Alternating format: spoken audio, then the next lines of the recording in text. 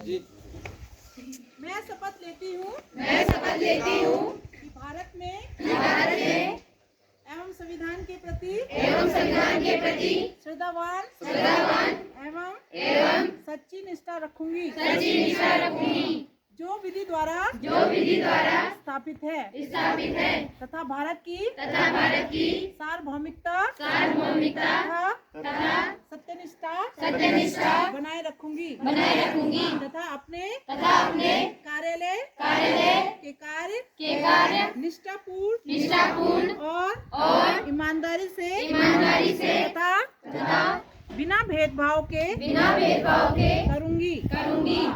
ठीक है, ये तो थी संविधान की शपथ। अब आपकी सारी बुक्स के 6 तक के बच्चों की बुक के पहले ही रहती है और सबको याद भी होनी चाहिए, हम लोग को भी याद होनी चाहिए। थोड़ा याद रहती है, थोड़ा हम भूलते हैं क्योंकि अब हमारा ये भारत के संविधान, इसको भारत की कुंजी भी कहते हैं। क्या कहते हैं? भारत की कुंजी। पीसीएस के कई बार और बहुत सारे क्वेश्चन आता है कि भारत की संविधान के किस भाग को भारत की कुंजी कहा जाता है। कुंजी माने चाबी, तो वो क्या है? भारत का संविधान। 2 तरीके का क्वेश्चन आता है, एक इस तरीके से आता है और एक इस तरीके से आता है कि किस मौलिक अधिकार को संविधान की कुंजी कहते हैं, तो वो 35 है, अनुच्छेद 35। तो भारत के संविधान में पूरे संविधान को निचोड़ उन्होंने 4 लाइन में कर रखा है। हम भारत के लोग भारत को एक संपूर्ण प्रभुत्व संपन्न समाजवादी पंथ निरपेक्ष लोकतंत्रात्मक गणराज्य बनाने के लिए तथा उसके समस्त नागरिकों को सामाजिक आर्थिक और राजनीतिक न्याय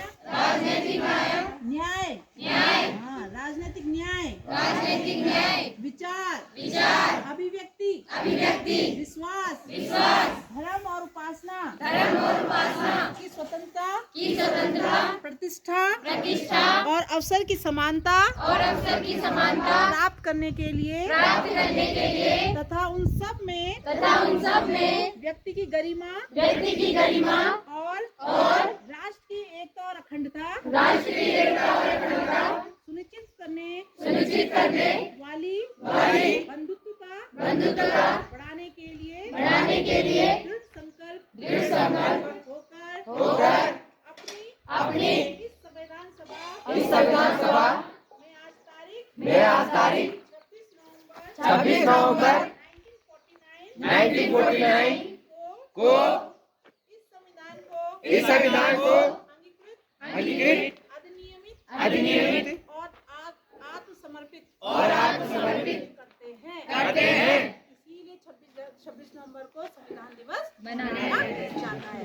गणतंत्र दिवस इसलिए मनाया जाता है कि उस दिन संविधान की सारी धाराएं लागू हो गई थी।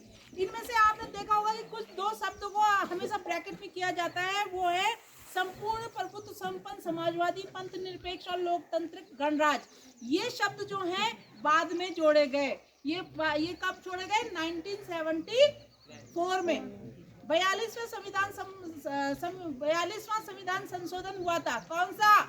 42वां संविधान संशोधन हुआ था, तो उसमें ये सारी चीजें जोड़ी गई थी। ये भी, और राष्ट्र की एकता और अखंडता, ये जितने शब्द मैंने अभी बोले, ये सब 42वें संविधान 1976 में जोड़े गए। समझ में आ गया आपको? ये चीजें आपको छोटी बातें हमेशा याद रखनी चाहिए। अभी मैं पढ़ा रही थी 11 में अधिकार, तो अधिकार आपको दिए गए हैं, मौलिक अधिकार। आपके मौलिक अधिकार 7 हैं, पता है ना जी। और एक सबसे जो लेटेस्ट मौलिक अधिकार है वो शिक्षा का अधिकार है, जो 2005 में लागू किया गया, जिसमें क्या है कि हर बच्चे को पढ़ने का अधिकार दिया गया है। अगर कोई बच्चे को उसके माँ बाप या दादा दादी या कोई भी व्यक्ति पढ़ने से उसको बाधित करता है, तो उस बच्चे के पास अधिकार होता है कि वो कोर्ट का दरवाजा खटखटा सकता है।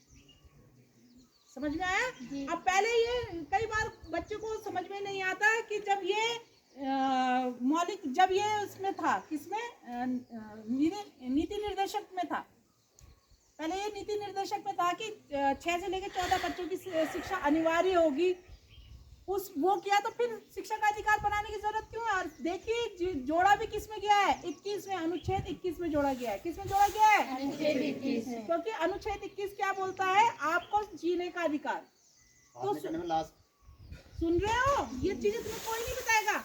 तो जो अनुच्छेद 21 है, अनुच्छेद 21 में क्या किया गया है, जो संविधान ने दिया है, सबको जीने का अधिकार, सम्मान के साथ जीने का अधिकार।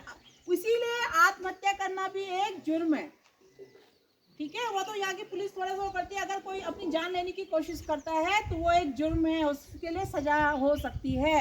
समझ में आ गया आप लोगों के? तो इसीलिए 21 का जो अनुच्छेद है उसमें 21A जोड़ा गया और उसको शिक्षा का अधिकार बनाया गया, क्योंकि वो इतना महत्वपूर्ण था कि उसको शिक्षा जीने से भी आपको जीवन सुधारने के लिए। तो अधिकार क्यों होते हैं? आपको सभ्य जीवन जीने के लिए समान अवसर प्राप्त हो, समान क्या कहते हैं, अब समानता मिले, इसलिए बनाया गया है। पहले क्या होता था, लड़कियों को अलग सैलरी मिलती थी, लड़कों को अलग, एक ही काम की अलग अलग सैलरी मिलती थी, बहुत भेदभाव होता था। तो संविधान में ये करा गया मौलिक अधिकार में कि एक ही काम के लिए सभी को बराबर वेतन मिलेगा, ठीक है।